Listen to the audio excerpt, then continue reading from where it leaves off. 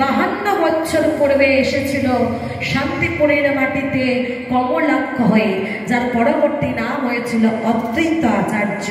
সেই অদ্বৈত আচার্য 12টি বৎসর ধরে তুলসী পত্র, গঙ্গা জল, চোখের জলে দিয়ে সেদে সেদে ব্রজের কৃষ্ণ ভগবানকে ব্রজ থেকে টেনে নামিয়েছিল নদীয়ার মাঝে শ্রীকৃষ্ণ চৈতন্য মহাপ্রভু করে। তাহলে আমরাও খেলি, ভগবানও খেলে। আমাদের খেলাটা হয় খেলা, আর ভগবানের খেলাটা হয় লীলা। আজ ভগবান ভক্তদেরকে নিয়ে খেলছে কেমন ভাবে? আমরা রাম কানাইয়ের সাথে খেলবো,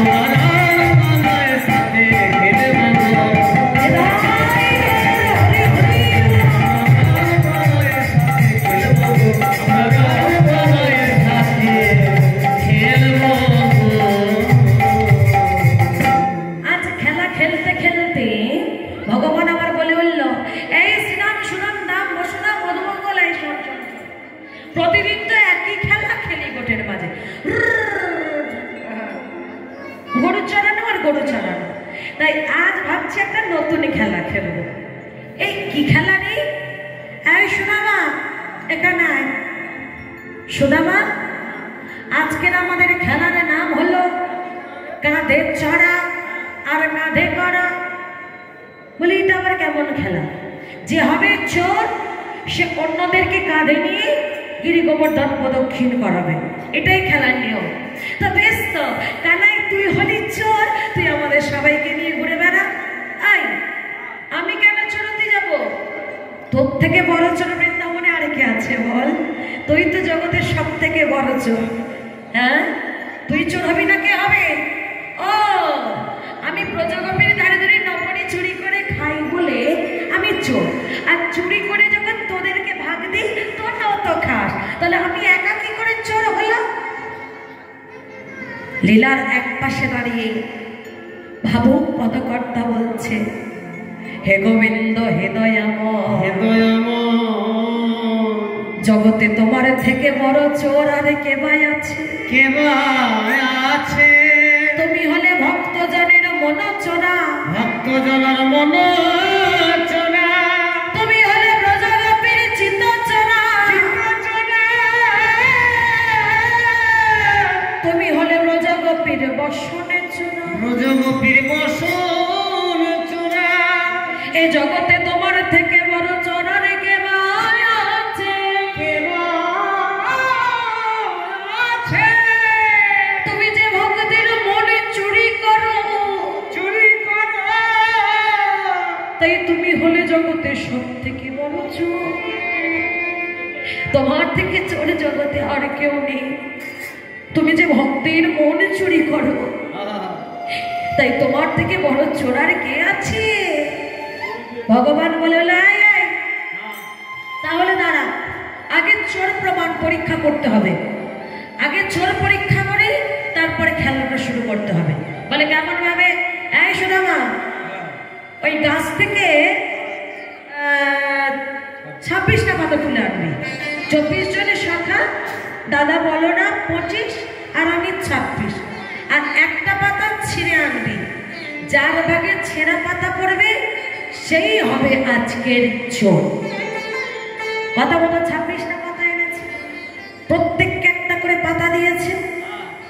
এই শ্রীরাম, দেখো তোর পাতাটা ভালো, এই তোরটা ভালো, এই তোরটা, এই তোর, আমারটা দেখবে সবচেয়ে সুন্দর। ভালো ভালো আমারটাও তো ভালো। এই তোরটা ভালো।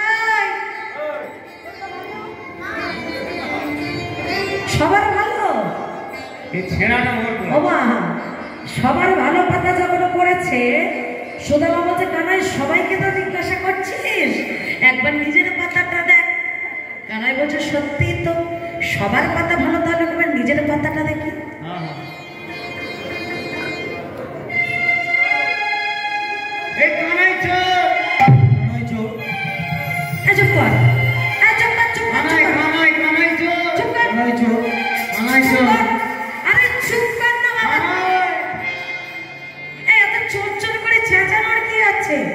আবার কাঁধে চড়বি তোরা, এটাই হলো কথা তো? ঠিক আছে, চলে আয়, এক এক করে আমার কাঁধে উঠে পড়, আমি তোদের গিরি গোবর্ধন প্রদক্ষিণ করাচ্ছি। কিন্তু মা, একটা কথা চিন্তা করে বলুন তো, যিনি জগতের স্রষ্টা মালিক, যার কথায় জগৎটা চলে, তিনি কি পারতেন না নিজের ভাগে ভালো পাতাটা নিতে? কিন্তু নিল না, কারণ তিনি যে ভক্ত বংশ কল্পতরু ভগবান, ভক্তের মনের বাসনা পূর্ণ করাই যে তার কাজ। আজ ভক্তের মনে বাসনা জেগেছে, ভগবানের কাঁধে উঠবে। ভগবান চিন্তা করলো, হে ভক্ত, প্রতিদিন তো আমি তোদের কাঁধে উঠি, তোমাদের কাঁধে চলে বেড়াই, আজ যখন তোমাদের মনে ইচ্ছে হয়েছে আমার কাঁধে উঠবে, তাই হোক, আয় এক এক করে আমার কাঁধে দেও। এক এক শতকে কাঁধে তোলে, গিরি গোবর্ধন প্রদক্ষিণ করায়, আবার একজনকে রেখে আবার একজনকে কাঁধে নিয়ে গিরি গোবর্ধন প্রদক্ষিণ করিয়ে তাকে রেখে আবার একজনকে নেয়। এইভাবে সবাইকে গিরি গোবর্ধন প্রদক্ষিণ করানো হয়ে গেছে। বাকি আছে কেবল একজন সখা। ভক্তের নাম কি? ভক্তের নাম হলো সুদামা। সুদামা চিন্তা করছে, কানাই রে, কেউ জানুক বা না জানুক, আমি তো জানি তুই কে আর আমি কে। আমি কিছুতেই তোর কাঁধে উঠব না। আয় সুদামা, আয় আমার কাঁধেও। না, ছেড়ে দে, আমি তোর কাঁধে উঠব না। বাবা, কে এই সুদামা? কোথা থেকে এলো এই সুদামা? ভগবানের সাথে তার সম্পর্কটা কি? সত্য যুগে এই সুদামা কে ছিল? ত্রেতা যুগে সুদামা কে ছিল? তারপরে যুগে তো সুদামা হলো, কলি যুগে বা সুদামা কে হলো? মা, সত্য যুগে 4টি নারায়ণ ছিল: বাসুদেব, সংঘর্ষ, প্রদ্যুম্ন, অনিরুদ্ধ। ভগবান 4 নারায়ণ হয়ে 4 রূপ ধরে খেলা করেছিল সত্য যুগে। কিন্তু খেলাটা খেলতে খেলতে চিন্তা করলো, এভাবে খেলায় মজা পাওয়া যাচ্ছে না, আনন্দ পাওয়া যাচ্ছে না। তাই ত্রেতা যুগে খেলার রূপ পরিবর্তন করে এলো 4 ভাই হয়ে। ওই 4 নারায়ণ হলো 4 ভাই, অর্থাৎ দশরথ রাজার ঘরে দশরথ রাজার 4 পুত্র হয়ে রাম, লক্ষ্মণ, ভরত, শত্রুঘ্ন। কোনটা কে হয়েছিল?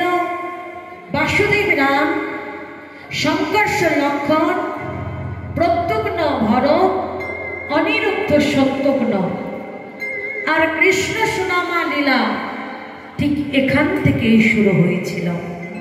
অর্থাৎ আমরা যদি রামায়ণ না জানি, বুঝতে পারবো না এই সুদামার পরিচয় কি, সুদামা কোথা থেকে এলো। কৃষ্ণ সুদামা লীলাটা শোনা সার্থক হবে না। তাহলে চলুন একটু আস্বাদন করি।